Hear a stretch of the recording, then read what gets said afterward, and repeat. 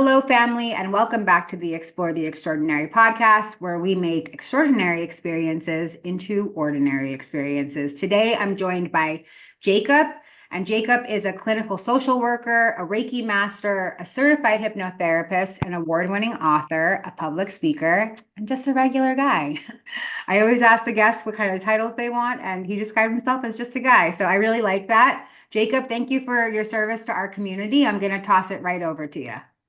It's my pleasure. And thank you, Betty, and the IANDS community for tuning in. Some of you may not have heard of me through the community, but I was a presenter with IANDS groups for years, dating back to 2016 at the annual conference in Denver. But yeah, a little bit about myself beyond what Betty just said. I also happen to be a near-death experiencer, in which I had my NDE when I was just the age of 3 years old, of September of 1993. And, during that time, I experienced something called pertussis, otherwise known as whooping cough, completely suffocated, was not able to breathe at all. Went to a playground and, climbed up a ladder onto a slide and just completely suffocated to all parts of my body, just began to shut down one unit at a time, as I say. And the last thing I just remember feeling was my own brain, and just remember my brain was deprived of oxygen, and I literally felt it just crack in half, snap in half, and that's when um, you know, the human breath was taken from me, but I surrendered to the proverbial breath of eternity. And I had a profound mystical NDE that I have full recollection of, September of 1993. In this experience, I was able to encounter my own guardian angels, angels that were all around me. I was aware of God, um, past lives, people in my soul group that I remembered seeing on the other side, as well as an awareness as to what I would be doing within my life path and the work that I would be doing. I would say that most people, when they have their NDEs, they're probably told, hey, there's stuff to work out. There's karma or dharma to work out. And not to say that I didn't have any of that or that I was anything special. Well, we all are. But I was given an option, to stay on the other side or to go. And I just simply asked, if I do stay, why am I here? What's my life's purpose and what will happen in this lifetime? I wanted to see the story, playing out a bit. And so that's when I was able to have flashing images of not only past lives that I experienced, but also premonitions of the work that I am doing today as an author, public speaker, presenter that's traveled the world, and just saw speaking in front of people and allowing people to remember who they really are and their eternal nature. And, at that moment, I said, as beautiful as being on the other side is, the capacity to really bring that to this realm and to help people remember who they are, why they're here. And that really brings a sense of heaven down to earth in a way. And so I said, that is incredibly beautiful. I just can't turn that down. And with that decision, I, woke up in a hospital bed. The rest is history. But I'm sure, so much to underlay about my story. For one, I was just 3 years old, September of 1993. And so I'm sure some of you may say, well, you were 3 years old. How could you possibly remember? Most people can only remember things from maybe 4 or 5 years old. And congruent with a lot of this science that IANDS and other NDE researchers have done, there's a dichotomy between the brain and the mind. You see, when I had my near-death experience, my brain was deprived of oxygen, stopped working, but this higher mind was continuing. And so this was not experience that was produced by my brain, and it was a memory, really, of the higher mind, the subconscious mind. So, for me, memory uh, is something that could go far back beyond linear consciousness or the linear mind. And this is experience that went beyond the linear mind. That's one too. Certainly, trauma, has I would say a role in my capacity to recall this. Being a seasoned therapist for quite some time, I could tell you that trauma has a dissociative component where something may be too profound, and a lot of NDErs even have this as well, where it's too profound and almost to protect yourself, you don't fully remember what you had to just protect yourself. But this was the opposite, which can also occur in trauma where I had clear recollection of it. And I know for viewers old enough, you can remember almost any life pivotal event, whether that be 9/11 or for some of you, maybe Pearl Harbor, JFK assassination. I'm sure during that event, no matter how much time has passed, it feels like just yesterday, and you'll remember everything that you were doing on that day. But if you were asked, right, what were you doing a week ago, a year ago, another day, you wouldn't remember. And so significant events have a undeniable underlying recollection to them. And but certainly there was a lot to unfold within my NDE, and I've authored two books that really describe a lot more of the meaning in essence. But hopefully throughout the course of today's conversation, we can really get into it. And certainly the work that I'm doing today was really was really inspired by my near-death experience. I had all of my life taken from me as if I was suffocating, but I felt like, could imagine you're drowning. There's nothing to hold on to. And, instead of trying to fight what was, which I was doing for a while, I just kind of surrendered to what was. And I lost all capacity to breathe physically, but I surrendered to this breath of eternity, which, in certainly being of the Jewish faith, the word for spirit translates the wind or the breath of God. And really, that is all that who we are. We are just the breath, the wind of God. We come from an infinite eternal breath, and that's, the source of all creative life force. And so, no matter what you're going through, even if you are, physically struggling to breathe or emotionally you feel like there's nothing to hold on to, through the power of surrender, you're able to really tap into your infinite power and your connection to the breath of eternity. And, that's really inspired me to do a lot of work within, mindfulness, breath work, and it's also, really inspired me to do the work that I do as a regressionist, really giving people the capacity to really get more in tune with their higher mind and their greater memories. Because the near-death experience really taught me that we are so much more than what we think in so many ways, and this life is not random. And um, there's a structure, there's an organization, there's a higher awareness, that is in partnership with our lives. Things are just not in random chaos. That there's a greater reality that we all are connected to. And this journey is just a small walk that we're on with so many forces on the other side with us at every step. So those are some of the lessons that I've learned, but hopefully within the course of my conversation here with you, I could unpack some of the other, you know, underlying lessons. But first things first is we certainly don't die and we are eternal. And near-death experiences really are just one path up the mountain of understanding that very notion and giving a lot more credible proof and evidential data, to that suggested point. But yeah, if you have questions or concerns, I hope to really cover this throughout the course of this dialogue here today. Nice. Thanks for sharing, Jacob. I'm kind of curious about what the experience was like for you coming out and talking about your mystical experience that happened when you were so young and everything that's come later. What was the catalyst to get you to start talking in public about it? That's a really great question. You know, a lot of near-death experiencers, right after their experience, they'll come forward and become very public with their NDE. But it's a it's it's a lot more common for people to really hold on to their near-death experience because it's very sacred, as well as the verbiage of what you had, is difficult. And then you combine that with the fact that I was chronologically 3 years old, which we could elaborate a little bit more. That made it even more complicated. But the language that we have is very limited, for reference. I mean, I often just analogize just the colors that we have here in this reality are limited by the spectrums of the colors on the sun. And when you're on the other side, you're connected to a different light. You're connected to the light of God. And so those colors aren't as limited. And we don't have the exact references here in this reality to possibly articulate or describe those. But there was a lot of events that led me to sharing, but it really took around 2 decades for me to become public with it, which is in congruency with hard near-death experience research, which really points to the fact that most children or infants usually take around 2 to 3 decades to fully synergize, integrate, and express their NDEs.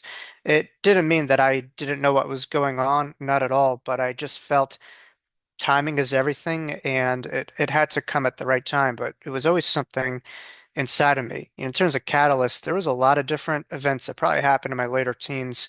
But for one, certainly, Betty, you're a gift. But I was able to get a gift by another author named Betty, and this was by a family friend of mine, actually my godmother to be exact. She gifted me the book "Embraced by the Light" by Betty Eadie, which was a New York Times bestseller, and she was featured on the Oprah Winfrey Show and a groundbreaking experiencer, in the 90s. But Betty's book gave me the verbiage and the lexicon that this was a phenomena. Other people had this, and there was a term for it. Before that, I just felt very isolated, fragmented, and just like I was the only one.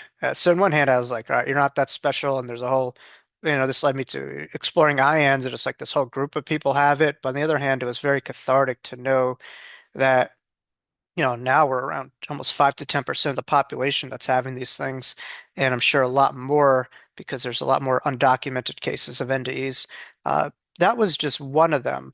But there's a lot of other steps that led to the realization of, really owning this because for a lot of my life, having an NDE felt like more of a burden than anything.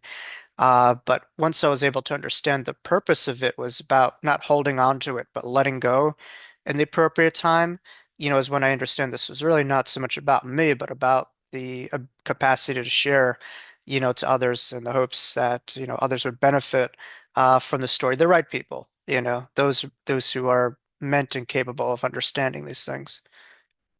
Nice. Thank you for sharing that. And thank you for talking about the amount of people who are having these experiences.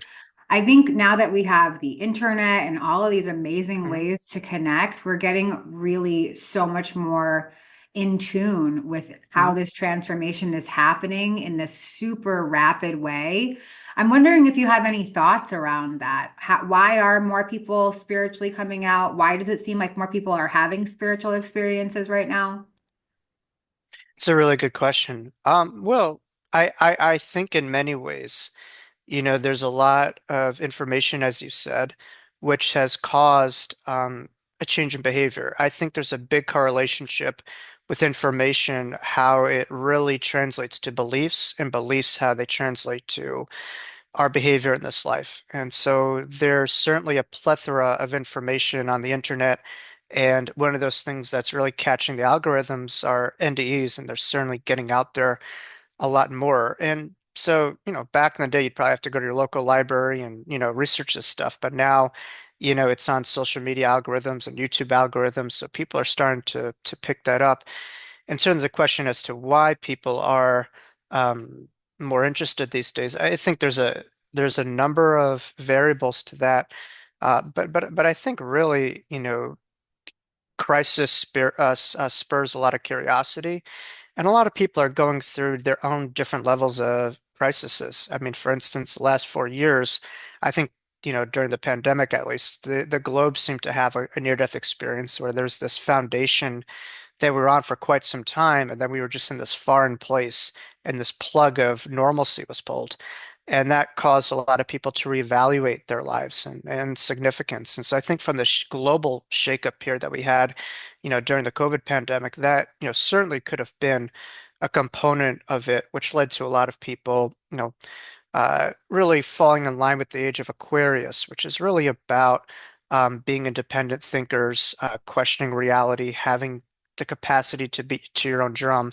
And so that would lead itself to people, venturing into their own connectivity to truth versus placing it maybe in the hands of organizations or other, prominent religious or figures. And certainly I'm not one who's going to bash religion. I have a family that is certainly practicing of it, so I would never do that. But I do think that the afterlife and spirituality exists not because of religion, but despite of it. And spirituality and the afterlife you can find in organized religion, as you could also find your own personal, connectivity that makes sense with your own reality. But I also think the scientific academic communities have been able to be pivotal forces and really accelerating credibility to this stuff. I mean, I look at people like, for instance, my colleague who invented and devised the term near-death experience, and Dr. Raymond Moody. The fact that he is a clinical psychiatrist and has a doctorate in philosophy gave him a lot of credibility with his findings and research in his best-selling book in 1975, Life After Life. So again, the people who came out of the academic woodworks and really put their own professions and licensure on the line to give more credibility added a lot more safety to people to really visiting these subjects and to recognizing the evidential and scientific, data and proof, that points to the possibility of higher awareness in an afterlife. But those are just some of the, you know, uh, areas, but there's so much more. But I think, yeah, a lot of the crisis that people experience, spawned a lot of curiosity to really evaluating, the significance of life. And you look at any transformative figure, whether that's the Buddha or modern day, Eckhart Tolle or my buddy Neil Donald Walsh, they all had some degree of a crisis, which works similarly to a near-death experience, much like the globe had 4 years ago. And it forces you to, in a way, be open and to look at reality in a different way when things are not working. And so it's like an animal. You could sit in a famine and just kind of hang out there. But at the end of the day, there's no sustenance, there's no resources. So you have to find ways to migrate to survive and thrive. And I think some people are feeling that with unseen forces of their life, where, maybe they're reevaluating their life that this isn't working and there has to be a different way. And people have been daring to explore, that different way. And we've seen that, at a greater occurrence these last couple of years than I could remember in my at least 34 years of this life. Nice. Very well said. I'm wondering a little bit, this is kind of, I personally want to know this, but I'm sure the audience will get something out of it too. So Sure. I know that you're a social worker, and I'm kind of curious if you have if you could share a little bit about how you approach your work Hmm. as being a social worker, specifically when it comes to helping people cope with trauma or loss because of your experiences. I'm sure you have a different viewpoint. How does that play into your daily grind? Yeah, no, that's a great question. Well, there's a global and more of a micro focus within my work. From a broader standpoint, I mean, right now what I'm doing is I'm running quite a few continuing educational training courses for mental health professionals, including social workers, to get credits for licensure. And one of the topics at hand that I'm venturing down is mystical experiences and clinical practices. And the reason why I'm doing this is their education informs behaviors, informs how we could really engage with clients, and with better information from more credible sources, we could stop seeing, or rather pathologizing what we don't know, and maybe really explore our horizons as clinicians and finding a way to maybe separate our own personal views and allow ourselves to exhibit good professional values, which really in one-on-one in therapy is meeting the client where they're at. And so I have been training other therapists with the prepared information to really understand people with not just NDEs, but any type of transformative or mystical experience in a way of clinically approaching it, that's not as pathologized or stigmatized. And so finding ways to really understand the dichotomy between something that is real and maybe of the psychotic nature versus something that might be of the psychic nature is important, because as clinicians, we just don't know who's entering our offices. And if we're going to just bury that client down, shut that client down, then we're probably hurting more than we're helping. And you just wonder how many, I don't know, John Edwards out there or James Van Prague's out there that could have been top tier mediums, but maybe maybe their parents or their families didn't understand them, heavily sedated, heavily medicated, and as a result, some of their gifts, were curbed in this life, and as a result, more people in acute grief couldn't be helped from those, mediumistic gifts that were buried, due to maybe over medication or stigmatization of their gifts that were buried down. So again, the focus of the work is incongruency with what we do is just to really empower the clients to believe in self-efficacy, and to allow clients to really figure out their reality and to not get in their own way, as long as it's safe and as long as, they're solid. Um, and so that's what I do more on a global standpoint.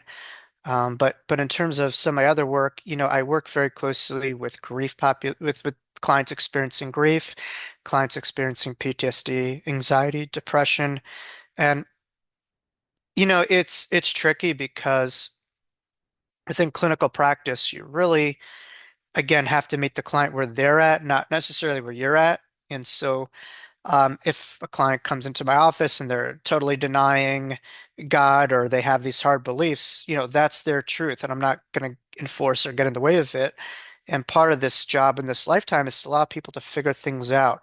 But it does give me, potentially awareness to some of the clients that I'm now seeing who are, on TikTok and learning about chakras, which is pretty cool. And these are like teenage clients, and so I'm noticing quite a shift in some of the younger clients that I see, as well as the older clients, and just it gives me a different outlook. A lot of clients do come to me because they have seen therapists who might have not understood them or stigmatized, their gifts or their experiences. So a lot of clients do see me to be understood and not pushed down like they have been in other, clinicians who, maybe just don't understand or like to push away. But in our reality, that's what a lot of people do, whether that comes to race, culture, religion. If we don't know something, if something's outside of our box, we could have one or two options. We could try to be very complacent or comfortable with ourselves and other that thing, or we could be very curious with something that we don't know and expand our horizons of awareness and learning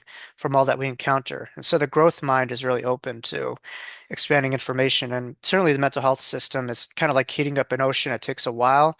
But I have been noticing a lot of, spirituality infiltrating itself, in certain evidence-based practices within clinical practice. And, mindfulness is certainly, almost synonymous with CBT or DBT work, and it's very much infiltrated in that. And so for years, I've been able to really incorporate that. But it's a delicate dance, certainly, even still, and you don't want to, you have to know that line, so to speak. So, but I'm walking that fine line as good as I can, and to be able to help people while also abiding by, the code of ethics and responsibility as a therapist. Kind of curious. I feel like this question comes up a lot. What are your interpersonal relationships like now that you've had these mystical experiences and your life is so rooted around spirituality? Hmm. Do you find it challenging to interact with people and talk about the weather, Hmm. or do you find yourself in a lot of heightened conversations? Yeah, no, that's a great question. I've done hundreds of interviews probably. I don't think I've ever been asked that. And that's a really good question. So thank you. I've probably been asked that a couple times, but maybe I'm getting older and forgetting some things. But I I would say in some ways it could be very difficult, to maintain relationships, you know, with people because just the vibratory frequency of having these experiences and those may be tough. I think, what I try to do is I try to, find the common ground without really compromising myself and my own energy. But, it's hard because, so many people are into just they're into the rat race. They're into like the celebrities and the small stuff, and that's hard for an end of years to kind of like lower your vibration and to kind of fit this kind of hamster wheel that society is on and the value systems that you just know in your heart just really in the end of the day are not much. But really, I think vibe attracts tribe, and so I try to like stay in tune with my vibe, and I find that less is more in a way. So I don't. I could count on one hand how many friends I have. Most of them are from early childhood and stuff like that. But I've been very fortunate in a sense that, being a public figure and in this stuff. A lot of my good friends are colleagues and authors and, public figures. So, that allows me to have more of a sense of vibrational, match. But in terms of, the average person out there, when you're working in the mental health field, that's hard because everyone wants, to put a coin in you and give you and have therapy from you. But also, it's just, time is short, and we just don't know how much time we have here. And it's important to be selective. And I think what's important is to really know the dichotomy and the difference of your colleagues, your friends, and your associates. And that's what I've tried to learn is that boundary where, you could be colleagues and associate with someone, but to be a friend, that's something special that takes a while. So I have a very small but impactful, circle of people that I associate with. And I'm comfortable with that, but everyone's different. And some people have different personality types, if you believe in the Myers and Briggs, kind of thing. But I'm more of the INTJ type. So, we could kind of live in our own bubble for years and be fine. But most people that have that social networks of the brain where they really need that stimulation, and based on their temperaments. And so, everyone's kind of different. And to know your engine, I think, is one of the greatest skills in life. But now Tesla has invented cars with no engines. So I don't know what to say to that analogy, but you get the point. That's great. Um, I'm curious because you've been in otherworldly spaces. What is your favorite part about the Earth experience? It's a really good question. Definitely what I've learned in a lot of my research and working with a lot of colleagues who are evidential, scientifically tested mediums and being a part of a lot of these group readings that I do, different events that I'm at with my colleagues is how we cross over and what we experience in the afterlife, our lives here as don't just go in vain. They it's not like they have nothing to do with when we cross over. And so oftentimes we'll carry over, those important relationships, those hobbies, those interests, and the earthly pleasures that we have, over here, and we'll be able to partake in those activities over there. So in a way, this lifetime is our heaven. It's what we carry over in the other side in many ways. But we also have many different lifetimes and many different experiences. So this isn't our only heaven, and we're kind of the combination of all of them. Certainly the negative and adverse of traumatic experience are all healed, obviously on the other side. But for myself, my favorite activities, to really ground myself, I'm an athlete, so I love long distance running. I've been doing that for, around over 15 years now, and try to run around 6 miles a day, under an hour. So that's something that I love. Love long walks, love nature. I live right next to the ocean, so I absolutely love the water. But as well as going to deep forests and woods, which again, very common within near-death experiencers where you have heightened, oftentimes sensitivities, oftentimes, empaths, and we need those good recharges, whether that be through music or nature or grounding techniques. So those are some of the things that I do, but I'm still a pretty big sports fan, and that kind of keeps me in this reality, keeps me grounded. So, I think a lot of people associate spirituality with just meditation, chakras, burning incense, and getting out of this reality.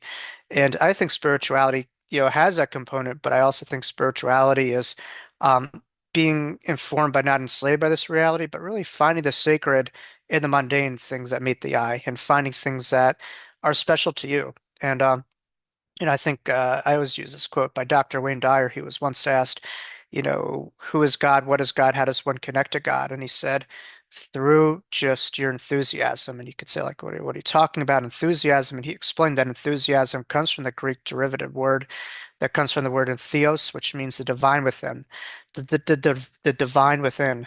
And so when you are doing things that you're passionate about, and everyone's a little bit wired differently, that's your connection to divinity. And everyone has their own different paths up to that. But really, it's rooted in love collectively, but that path to the mountain is subjective from individual to individual to get to that. I don't know. I've got some of my clients who love Hello Kitty. I can't stand it, but for them, that makes them warm and fuzzy and feel good. That is divine. That's spiritual. A grandfather of mine loved fishing. In every reading, he has his fishing rods. I can't stand fishing, but for him, that's his connection to God. So, yeah, what we do over here. and really maximizing and finding joy through these things that we see as mundane or hobbies are really the most spiritual things that we could do within this life and connect to, God and divinity in the finest way. That is a beautiful response. Thank you for that. So, with your work as a past life regression therapist, I'm Mhm. wondering if maybe you can share some of the cool moments that you've had regressing other people, Mhm. or if you feel called to share about some of your own past life experiences, I'd love to hear about that. Oh, sure. I think what really drew me into past life regression was having past life memories and my near-death experience that I had. And so that really got me very interested and invested in regression therapy. The last lifetime that I experienced, and certainly this could be a trigger for some people, but as a mental health therapist, I find value in addressing some of these things that may be difficult to talk about because, if you could put a hug around something, you could put a parameter around it. It does become too big for us. It has a parameter of love surrounding it, an identification for it. But as you know, in my last lifetime, and this has been evidentially proven by a lot of different intuitives prior to me ever getting public with my NDE, was that I completed suicide in my last lifetime. And I don't say commit because I don't criminalize mental health, and not all suicide is mental health. Sometimes it could be physical health related conditions, which influences certain mental health conditions. But yeah, this is a life in which I just lost all hope, all faith, and there's nothing to hold on to. And I had that decision. And I think from completion we begin, and the near-death experience was felt kind of eerily the same, where I had nothing to hold on to, it was completely suffocating. This was it. But rather than trying to fight that, I was able to have radical acceptance of it and then surrender to this breath of eternity that we're all created from, while having my own human breath taken from me. No matter what, this eternal breath is something that we could always surrender to, whether physically in the body or crossing over. And so I think throughout the years, people coming up to me and said, "Wow, you had this profound near-death experience. That's great, but I feel kind of alone because I didn't have that, and it's hard for me to relate to you. And so, how could I, understand a near-death experience without having one?" And or some people wanted self-induced near-death experience, which I would never endorse. And so past life regression is just a very simple, easy, effective form of hypnotherapy, which allows people to go into their own subconscious mind, which is a storehouse of many memories that go beyond this lifetime, and to visit, different incarnations, different lifetimes. At the very least, what people come back with within the regression sessions is a knowing that they don't die, that they go in from lifetime in and lifetime out, and they evolve, they grow, they learn, and that's certainly a big takeaway from regressions. And again, that knowing of eternity has been, backed by research to really work with grief. And it certainly doesn't immunize grief, but if we're able to really understand that we're eternal, infinite spiritual beings having this experience, that could allow one to work with their grief journeys, in a different way and, possibly enhance timelines and a sense of greater meaning and purpose past the pain of loss that people can endure. Um, but in terms of some of the cool experiences, I'm a continual learner, past life regression therapy. I'm just in the process of actually getting certified by a program through a colleague of mine, Dr. Linda Bachman, who, if you're not familiar with it, I highly recommend checking her work out. She's a clinical psychologist and has been doing past life soul regressions as well as life between life soul regressions as well. But what I'm learning with this new training that I have after being originally certified through another past life regression training program, is that the soul has potentially different origins, where some people may be more earth-based in their soul energy, some may be more angelic, and some may be more interplanetary. And throughout the regressions, like we're taught, hey, you're gonna regress a client to a life on this earth, and if that's gonna be a past life. But prior to this training, I was regressing clients, and clients were, like expressing their lives in the angelic realm, or the lives that they lived in other planets, in just other galaxies. And for me at the time, I was like, all right, what's going on? Like I believe in this stuff, but I don't know how valid it is. And so, there's different types of like soul energies and dominant energies. Most of us are more earth-based soul, but there are those who have, different past lives. An earth-based soul could have past lives as, interplanetary from my understanding. But there are those who have more of a dominant, connectivity to an interplanetary soul energy and soul origin or an angelic. So it's pretty interesting. Yeah, at the end of the day, we all come from the same place of love, but within that, there's just kind of different components. It's like, the opposite. I don't know. The military has the Air Force, it has the Navy, it has the Army, so there's different sections. And within, within our soul journeys, people have, you know, different specific origins while also coming from the same uniformal origin of love. It's interesting what I'm, been learning and, experiencing within these regressions with clients. Awesome.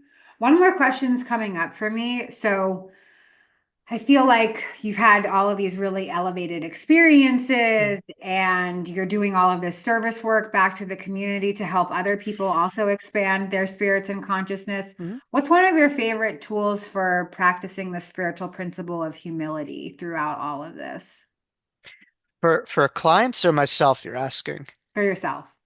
Oh yeah. Well, that's a good question. Yeah, when you are impacting people, you could think, oh my God, I'm Superman, it's all about me, and look at me, and that's ego. That's where a lot of what we've been taught comes into factor, that bigger is better, and you're helping out more people, you're a better person in a way. But spirituality is more about removing that and recognizing that we're all our brothers and sisters keeper here to elevate this world, and that this life isn't so much about you, but about the level of impact. So I don't take ownership of the results. I empower clients and, through potentially maybe an example of the light that I hold or some of the work that I do, if that impacts someone, great. But I give all the credit of change to clients. I don't, or participants. I don't take an ownership of it. And certainly, when someone criticizes me, I don't take ownership of that either. No, I'm just messing. But that's helped me, and just to remind myself what this is all about. That this isn't, spiritual commercialism or just trying to just get this biggest name as possible. And then what do you get? Some type of prize in this world or a ribbon, a bow? I don't know. It's not. This isn't like trying to win the Super Bowl for spirituality or whatever. This is about the better the person is in front of you, the better we are. And, I think that's really what it's about. We're brothers and sisters keepers. And, when you're able through your own, influence to help out someone, that's what it's all about. It's about acts of service. It's about you're learning unconditional love.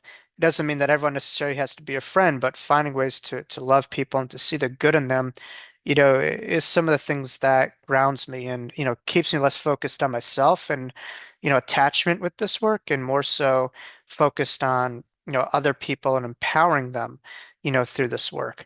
Uh, but yeah, ego could really get in the way, and I think that could also get in the way of our own creativity because I think what's recognized that life doesn't come from us but through us, that's when the work will really enhance. And we've seen a lot of, influential spiritual teachers throughout time exemplify that, where they just kind of take themselves out of the way and they allow this stuff to be there. And they just, I think we're beautiful beings, we're complex beings, we're great beings, but we're also a lot bigger and smaller than we think at the same time, if that makes sense.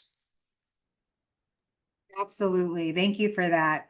Can you let our audience know how they can get a hold of you? Yeah, if anyone wants to stay in touch with me, my website is jacoblcooper.com. That's jacoblcooper.com.